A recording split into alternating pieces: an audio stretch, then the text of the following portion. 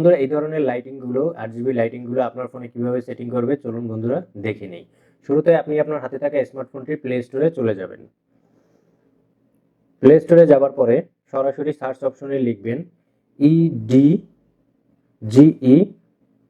Lighting. তো এখান থেকে দেখবেন এই আইকনটাতে আপনারা প্রবেশ করবেন। প্রবেশ করার পরে আমার যেহেতু অ্যাপসটি ইনস্টল করা আছে সেহেতু আমি এখান থেকে সরাসরি ওপেন অপশনটিতে চলে যাব। কিছুক্ষণ সময় নেবে ওপেন হবার জন্য। তো ওপেন হবার পরে এখান থেকে এনাবেল ইজেট লাইটিং এটাকে আমি এনাবেল করে দিব। এনাবেল করে দেওয়ার পরে এখান থেকে এডিট ইজেট লাইটিংটা এখান থেকে প্রবেশ করব। প্রবেশ করার পরে এখানে দেখবেন বর্ডার কালার। বর্ডার কালারে আপনি 2 কালার, 3 কালার, 4 কালার আপনি ব্যবহার করতে পারবেন, অথবা সিঙ্গেল কালারও আপনি ব্যবহার করতে পারবেন। তো আমি এখানে মাল্টি কালারটি ইউজ করব। তো মাল্টি কালার ইউজ করার জন্য আমি এখানে মাল্টি অপশনটা সিলেক্ট করে দিব।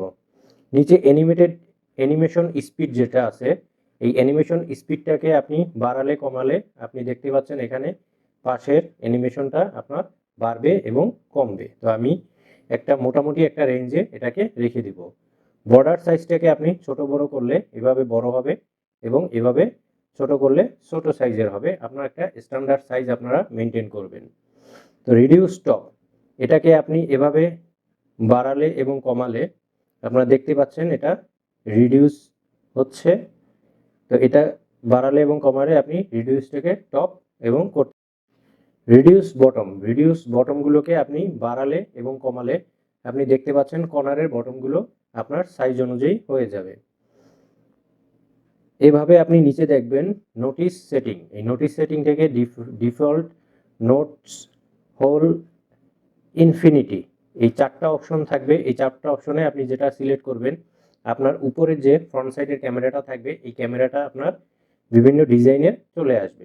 তো আমি এটা ডিফল্ট দিয়ে রাখবো কারণ এই ডিজাইনগুলো আমার একটাও পছন্দ না, যার কারণে আমি ডিফল্ট দিয়ে রাখতেছি।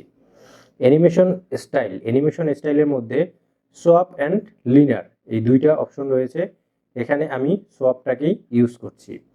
তো এভাবে আপনি চাইলে আপনার ফোনে RGBর লাইটিং কালারটা আপনার বর্ডার হিসেবে আপনি ব্যবহার করতে পারবেন সৌন্দর্যের জন্য।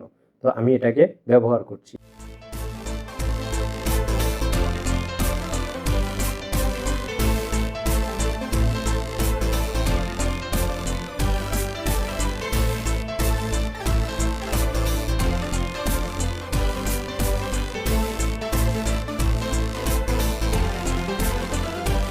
তো এবার চলে আসি কিবোর্ডের বিষয়টা।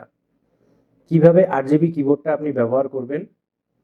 শুরুতেই আবার আপনি চলে যাবেন আপনার স্মার্টফোনের প্লে স্টোরে যাওয়ার পরে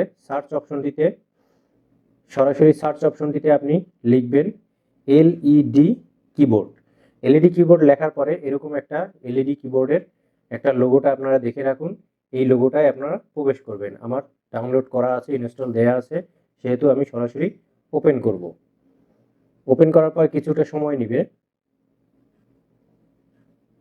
এখান থেকে আপনি এলইডির বিভিন্ন স্টাইল আপনাদের এখানে দেয়া থাকবে।